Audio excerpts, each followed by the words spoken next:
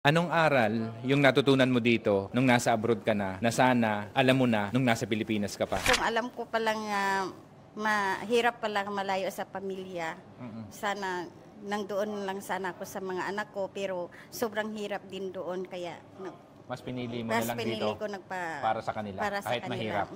Kahit Tama. mahirap. Dalawang alaga ko namatay. At sa time na yun, nagkasakit ako. Buti nga may asawa ako dito. Yung nag-alaga sa akin, yung naramdaman ko sobra, umiiyak ako palagi. Sabi ko, buti pa siguro uuwi na lang ako. Pero sa time na yun, nag-prayer lang ako. Sabi ko, siguro maging okay din ako para din sa mga anak ko. Doon sa mga pinagdadaanan mo sakripisyo ngayon at hirap, ang dami mo ng pinagdaanan, ano? Namatay ng asawa na hindi mo sila kasama. Tapos ngayon yung mga okasyon, birthday, Pasko, yung mga anak mo hindi mo kasama. Ngayon, maliban sa obviously sa pagpapadala at pera, ano pa yung ultimate goal mo? Bakit ka nandito ngayon? Yun palagi kong sinasabi niya.